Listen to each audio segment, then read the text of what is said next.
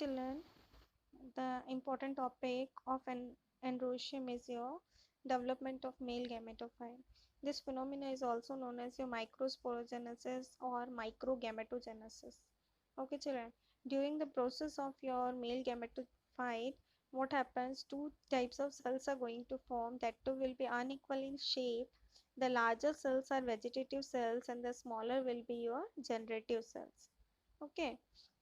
After the pollination, it will first form the microspores towards the periphery, that is nucleus will be placed towards the periphery and central vacuole are appeared in the center.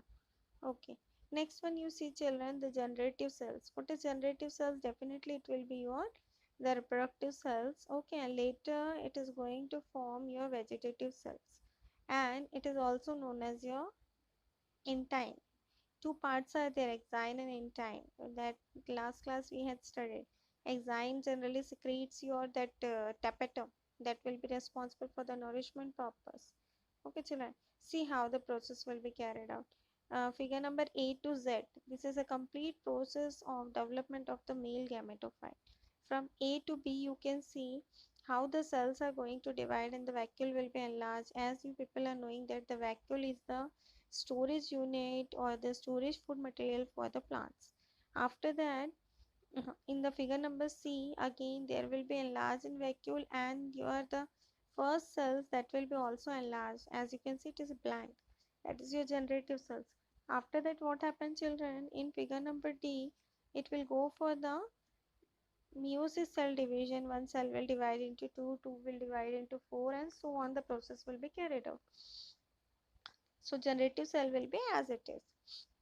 After that, what happens in figure number E? The generative cells will start dividing. First, it will divide into two. That is in G part you can see. Then H part, it will divide into that G you can see how they are invaginating. And in H, they had divided. Then after that, in I case, what happens? The germ pore is going to form one tube-like structure.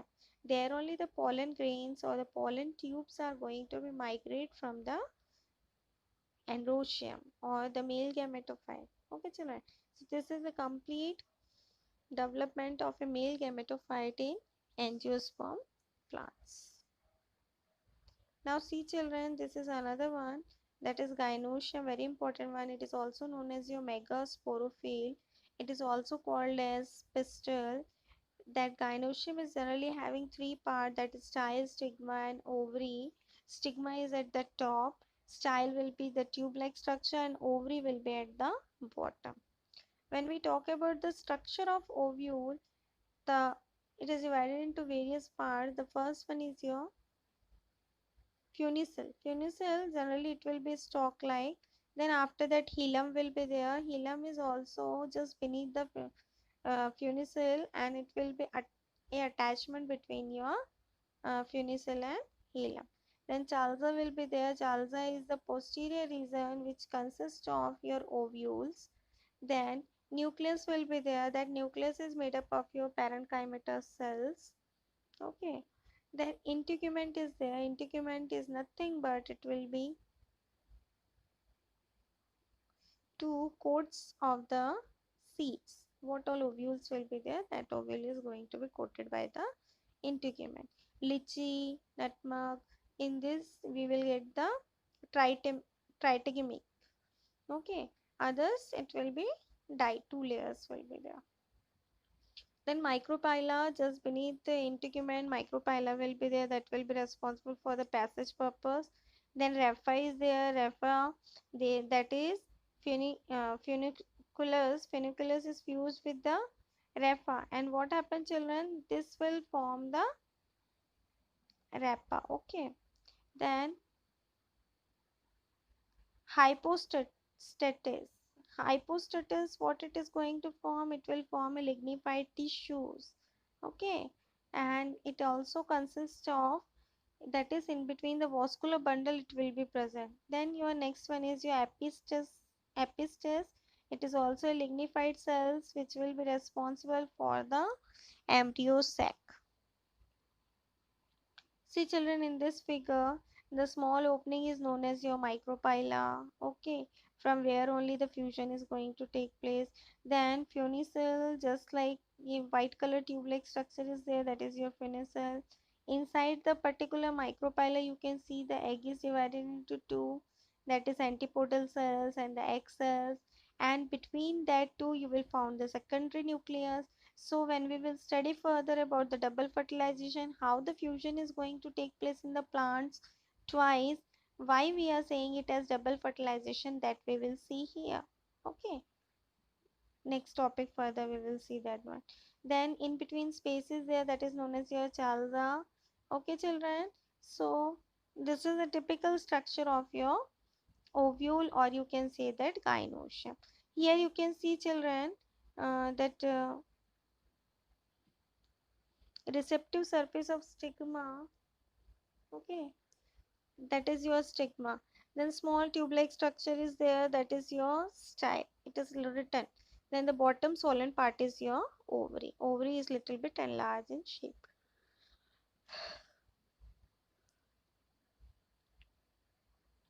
Then see children, development of ovule. Different types of ovules are going to develop on the basis of various parts of that gynoecium. Okay, inter integument, outer integument, then nucleus, then microphylla. It depends which portion is going to be utilized for the development of your gynoecium.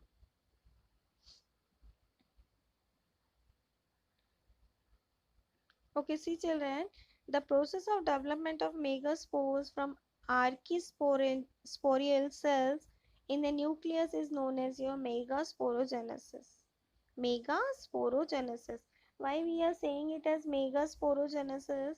Children, keep remember that when we talk about the male and female reproductive organ, always the female will be bigger in size. So this one is known as your megasporogenesis and that one is known as your microsporogenesis. Okay, and here again two type of division will be there: primary, then primary parietal, then primary sporogenous cells, and so on. So what happens children when we are talking about this type of cells? So further division will be carried out. Then see here children, generally when we talk, it will form a linear tetrad. What it is going to form? Linear tetrad. When it will form linear tetrad, that is one cell will divide into four. And it will have two types of cells. One is your generative cells, another one is your vegetative cells. Okay children. See here how the division is going to take place. The first one you see, one single cell is going to divide into two. That is, in figure number A, single cell is there. In figure number B, you can see two are there. Then three parietal cells and your megaspores will be there. Then after that, in the fourth one, what will be there? Parietal tissues will be there. Then in figure number E, you will find that it is further divided into various parts, and F, what will happen? Some cells are going to develop in the degenerative megaspores and some will form the embryo sac and some will go and mixed up with the particular cells which are present, which is no use for the further. Female gametophyte is also known as your embryo sac. Generally, it will be haploid in nature. Children, keep remember that when we are talking about the reproductive cells, always the reproductive cells before sexual reproduction, it will be always haploid in nature. Okay, children. Organization of your embryo sac. As you can see the figure, as already I had told you that two types of cells are there. At the center, polar nuclei will be there, synergid cells are there, that is 3 in number, and antipodal cells are also 3 in number. They are filiform apparatus. Filiform apparatus means that finger-like projections, you can say that. Okay, as you can see up at the top of the figure 2.11, filiform apparatus are there. Okay, children.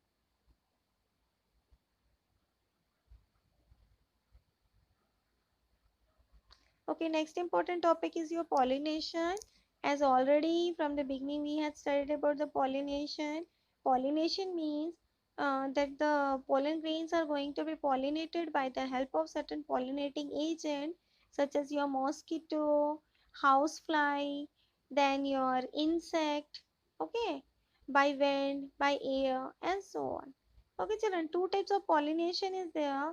First one is your self-pollination, that is within the plant, within the flower only, the pollination is going to take place. And the next one is your cross-pollination. Two field you had taken, one is of rose, white rose, another one is of red rose. So what happens, the insect from white rose garden field, it will go to the red rose garden field and the pollination is going to take place. So some plants are going to develop the combination of white and red flower. Okay, children, in brief, it is given about the pollination, self-pollination and cross-pollination, autogamy and deuteronogamy. Okay, then some agents are there, abiotic and biotic factor. By wind, it is known as your anemochory, and by water, it is known as hydrophily. By insect, it is known as your entomophily. Then by birds, it is known as your ornithophily. Okay, and so on. These names are given here. I think so you people had understood about the self-pollination and cross-pollination. Suppose at your home one rose plant is there, so one flower had been blossom over that particular plant. So as the flower is blossom, what will happen? The pollination is going to take place within that plant only. So that will be your self-pollination. When we talk about from one plant to another plant, that will be known as your cross-pollination. Okay, children. One important thing is your cleistogamy. What is cleistogamy? Very important. The flower which never opens. The flower which never opens. That is known as your cleistogamy.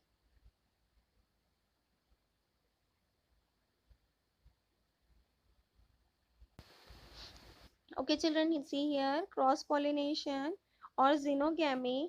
In this case, what happens? The pollination is going to take place from one agriculture field to another agriculture field, and the species will be same. Maybe the characters can change little bit, but suppose we talk about the rose plant, so both will be rose only, or suppose we talk about the guava, so both will be guava only.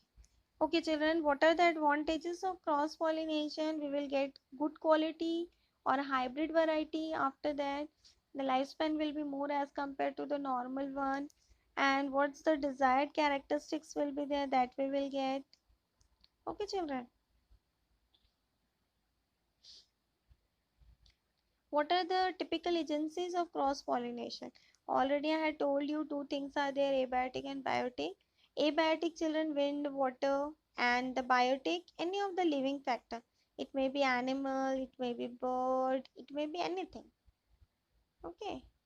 Anemophily. What is anemophily? By the help of wind. When the migration is going to take place, that is known as your anemophily or anemophilus. Hydrophily by the help of water. Biotic factor, entomophily, that is certain insects are responsible, certain birds are responsible, and so on. Just go through once about the difference. Incompatibility. What is incompatibility, children? Sometimes what happens, the pollen grains are going to be germinate from one plant to another plant. So that is known as your incompatibility. Okay. And this incompatibility, what it will do? It will produce certain new variety of organism. Fertilization, next class we will continue, children. If any doubt is there, just go through and you can clear it.